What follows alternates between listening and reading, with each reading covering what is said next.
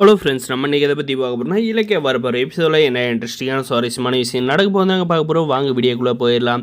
நம்மளுடைய இலக்கிய கையில் பார்த்தீங்கன்னா, நம்முடைய மாசிலம்மணி வந்து நான் வந்து சம்மந்தி அம்மா கையில் வந்து காலில் விழுந்து மன்னிப்பு கேட்டேன்னு சொல்லிடு இலக்கா.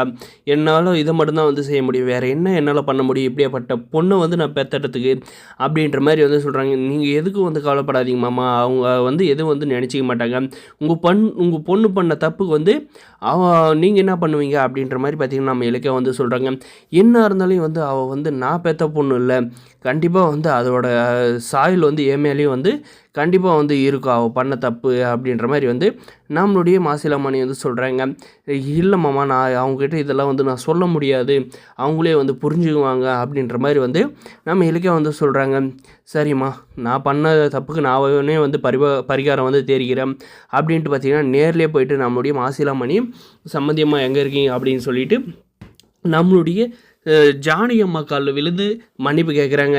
சம்மதியம்மா, என்னை வந்து மன்னிச்சிருங்க, இந்த சனியம் பிடிச்ச பீடை பிடிச்ச பொண்ணை பெற்றதுனால வந்து நான் வந்து இன்னும் என்னெல்லாம் வந்து நான் அனுபவிக்க போகிறேன்னா தெரியல. கார்த்திகை வந்து கல்யாணம் பண்ணத்துலேருந்து இப்போ வந்து போலி கர்ப்பன்ற வரைக்கும் ஃபுல்லாகவே வந்து ஃப்ராடுத்தனமாக வந்து பண்ணிட்டு திடுறா.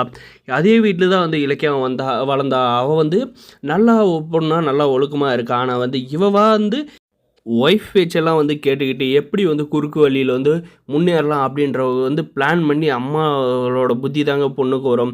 அதனால தாங்க அவளுடைய புத்தி வந்து என் பொண்ணுக்கு வந்திருக்கு. இதனாலே வந்து அவள் வாழ்க்கையே போச்சு. அவள் தலையில் அவளே வந்து மண் அள்ளி கொட்டிக்கிட்டா.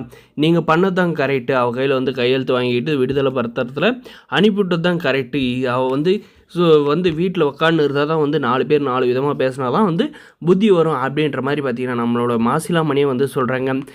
என்ன இருந்தாலும் வந்து உங்கள் பொண்ணு வந்து இப்படி பண்ணியிருக்கக்கூடாது அப்படின்ட்டு பார்த்திங்கன்னா நம்மளுடைய ஜானிக்கு வந்து சொல்கிறாங்க. அதுக்கு பார்த்திங்கன்னா அத்தை விடுங்க, அவள் தான் வந்து சாக்கடைன்னு தெரியும்ல, சாக்கடை மேலே வந்து கல் அடித்து வச்சா நம்ம மேலே தான் விழுன்னு வந்து தெரியும்ல, விட்டு தள்ளுங்க, முடிஞ்சு போனது மாதிரியே வந்து இருக்கட்டும் அப்படின்ற மாதிரி சொல்கிறாங்க. அதுக்காக பார்த்திங்கன்னா சரி சம்மதியமாக, நான் இனிமேல் வந்து இந்த வீட்டுக்கு எனக்கு எந்த ஒரு சம்மந்தம் இல்லை, நான் வரதானே இலக்கியாவோட மாமாவாக மட்டும்தான் வரும், எப்பயுமே வந்து இந்த வீட்டு சம்மந்தியாக இல்லை அஞ்சலியோட அப்பாவை வந்து நான் இந்த வீட்டுக்கு வந்து வர எனக்கு வந்து விருப்பம் இல்லை அப்படின்ற மாதிரி வந்து சொல்லிட்டு வந்து கிளம்பிடுறாங்க. நம்மளுடைய கார்த்திக்குமே பார்த்திங்கன்னா இதெல்லாம் பார்த்து ரொம்பவுமே வந்து கண் கலங்குறாங்க. இப்படிப்பட்ட ஆளுக்கு இப்படிப்பட்ட ஒரு பொண்ணா அப்படின்றது ரொம்ப இந்த ஃபீல் பண்ணுறாங்க. இதெல்லாம் பார்த்து நம்மளுடைய கௌதம் பார்த்திங்கன்னா இலக்கிய ஜானகி அம்மையில் வந்து இவங்க எவ்வளோ நல்லவங்களாக இருக்காங்க, ஆனால் பார்த்திங்கன்னா அந்த அஞ்சலி வந்து சரியான ஃப்ராடாக இருக்கா. இவெல்லாம் எப்படி தான் வந்து அவங்களுடைய வயிற்றில் வந்து பிறந்தவளோ தெரியல, கேடு கெட்டவளாக இருக்கா அப்படின்ற மாதிரி வந்து நம்மளுடைய கௌதம் சார் வந்து சொல்கிறாங்க. வரப்போகிற எபிசோட் வந்து இது மாதிரி தாங்க வந்து கொண்டு போகிறாங்க. நம்மளுடைய மாசிலாமணி வந்து கோவப்பட்டு அந்த அஞ்சலியை வந்து அடிச்சது சரின்னு நினைக்கிறவங்க இந்த வீடியோவுக்கு ஒரு லைக் போட்டு மறக்காது நம்ம சேனல் வந்து சப்ஸ்கிரைப் பண்ணுங்கள். தேங்க்ஸ் ஃபார் வாட்சிங்.